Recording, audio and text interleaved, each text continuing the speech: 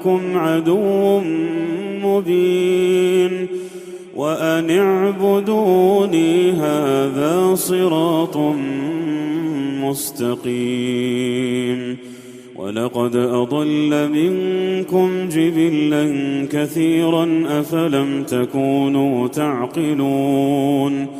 هذه جهنم التي كنتم توعدون اصلوها اليوم بما كنتم تكفرون. اليوم نختم على أفواههم وتكلمنا أيديهم وتشهد أرجلهم بما كانوا يكسبون.